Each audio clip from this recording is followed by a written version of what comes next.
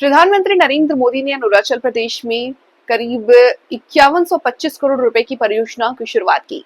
इसमें शी योमी जिले के दो प्रमुख पनबिजली परियोजना तवांग में एक सम्मेलन केंद्र शामिल है। उद्घाटन के बाद एक जनसभा को संबोधित करते हुए प्रधानमंत्री ने कहा कि अब अरुणाचल देश का पावर सेंटर बनने वाला है।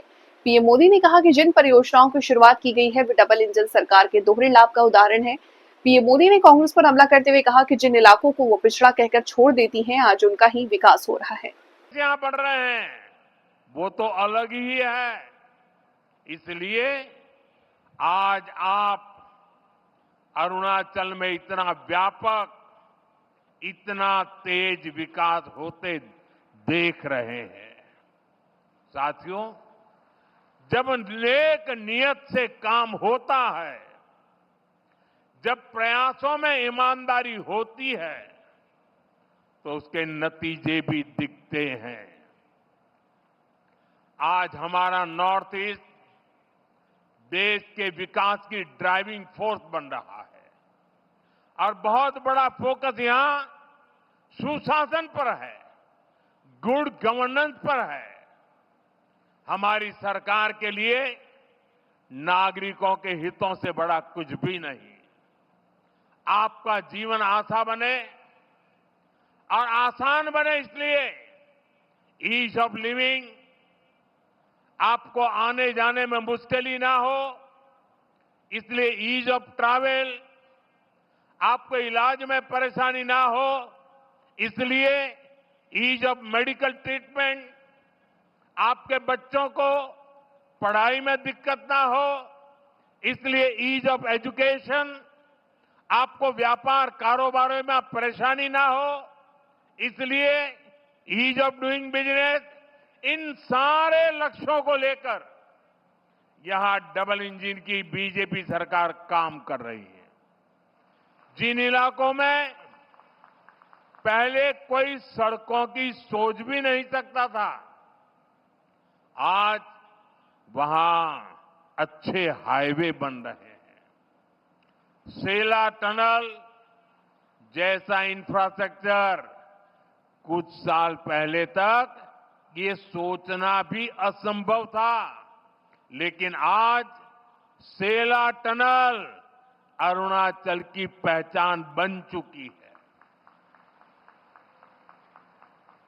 साथियों, केंद्र सरकार का प्रयास है कि अरुणाचल सहित नॉर्थ ईस्ट के दूर दराज के इलाकों में हेलीपोर्ट बने, इसलिए इन क्षेत्रों को उड़ान स्कीम से जोड़ा गया है। यहां जो होलोंगी एयरपोर्ट है, वहां भी नई टर्मिनल बिल्डिंग बन चुकी है। अब यहां से सीधे दिल्ली को फ्लाइट मिलती है।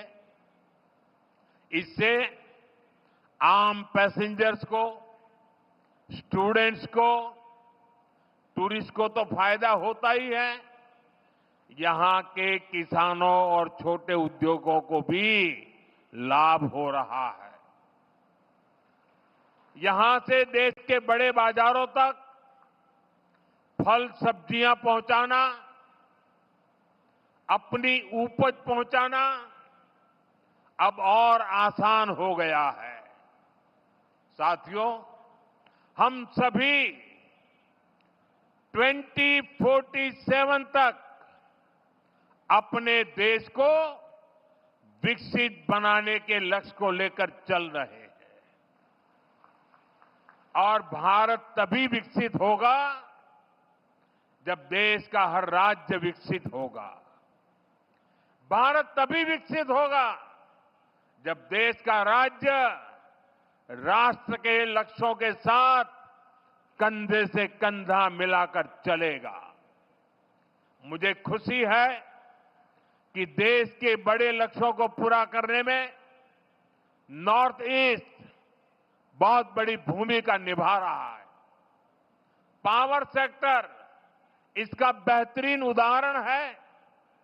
भारत ने 2030 तक 500 गीगावाट बिजली 500 गीगावाट बिजली गैर परंपरागत स्रोतों से पैदा करने का लक्ष्य रखा है।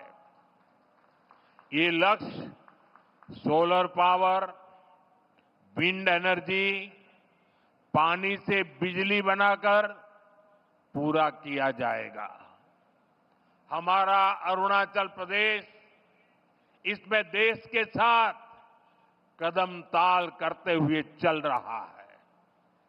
आज जिन 2 पावर प्रोजेक्ट्स का शिलान्यास किया गया है, वो पावर प्रोड्यूसर के रूप में अरुणाचल की स्थिति को और मजबूत करेंगे।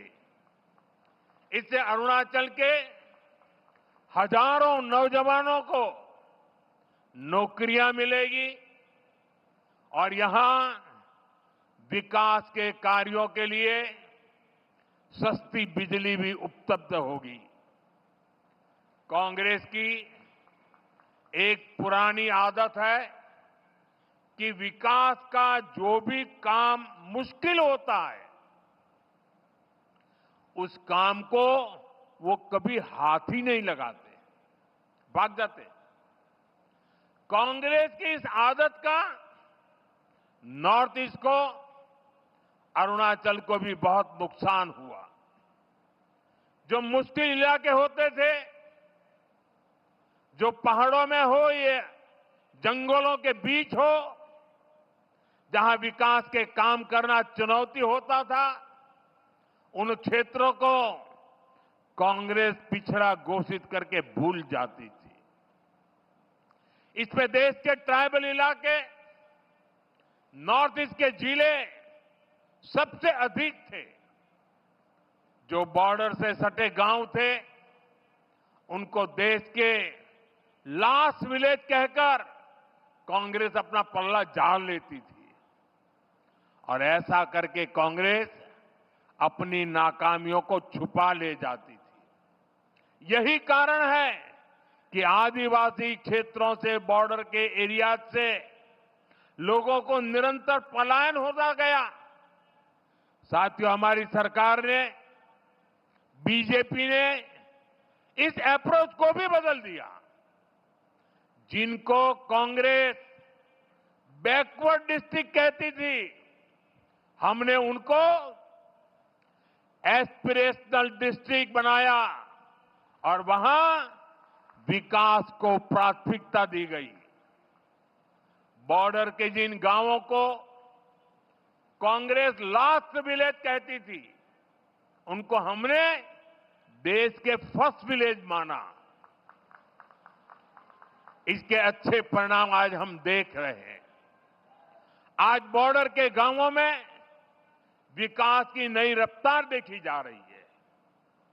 वाइब्रेंट विलेज प्रोग्राम की सफलता ने लोगों का जीवन आसान बनाया है। अरुणाचल प्रदेश के भी 450 से अधिक ऐसे बॉर्डर विलेजेस में तेजी आई है। वहां रोड, बिजली और इंटरनेट जैसी सुविधाएं पहुंची है। पहले बॉर्डर से शहरों की तरफ पलायन होता था, लेकिन अब बॉर्डर के गांव टूरिज्म के नए केंद्र बन रहे हैं। साथियों, अरुणाचल में टूरिज्म के लिए बहुत संभावनाएं हैं। जैसे जैसे कनेक्टिविटी नए नए इलाकों को जोड़ रही है, वैसे वैसे यहां टूरिज्म बढ़ रहा है। मुझे खुशी है कि बीते दशक में यहां टूरिस्ट की संख्या में 2 गुनी वृद्धि हुई है।